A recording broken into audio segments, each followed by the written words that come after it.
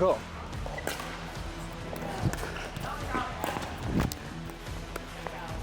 Okay.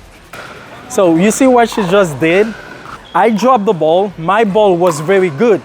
Even she tried to take it out of the air, but she cannot put a lot of pace on it, which give me time. She hit like a very short, soft, and I can just run, get to the net, and dink it, okay? That allow me to get to the net easily. In this video, I'm gonna teach you how to be aggressive at the net. I'm not gonna show you how to hit like a hard serve, a hard drive, or a hard overhead. But I'm gonna explain two concepts, okay? The first one, understand that when you are in a defensive position, and the second one, when you are in an offensive position, okay? Are you ready? Let's go right into it.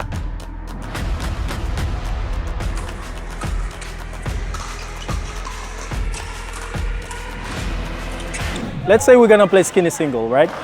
So how I'm gonna understand when I am in a defensive position or offensive position? It's pretty simple. If I'm the one serving, that put me automatically in a defensive position. Because when I serve, my opponent gonna return the ball and they're gonna try to get to the net using the momentum to get to the net before me. For that, when I understand this is a defensive position, I'm gonna wait, I'm gonna drop the ball and make my way slowly to the kitchen. When I get to the kitchen, now the game it's more even.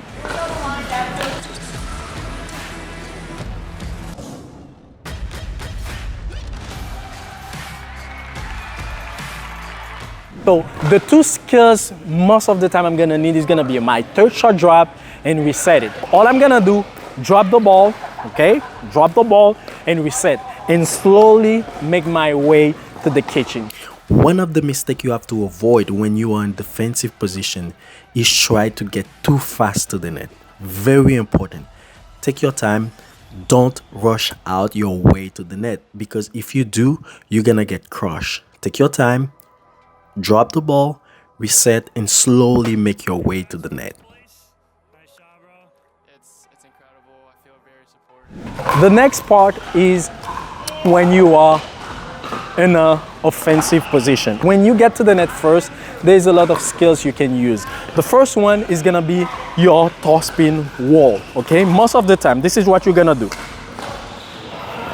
Okay, you're gonna have, as soon as you get to the net, you're ready, okay? The next ball, if they decide to drop the ball, you're gonna be ready to wall the ball in the air. Let's say if the drop is very good, so you cannot take it out of the air, you just have to let it bounce, and after that, you hit it. Which lead me to my second skill, which is patient. Yes, you have to be patient. When we get to the net first, we tend to get anxious because the idea is to keep your opponent back. You don't want them to get close to the kitchen.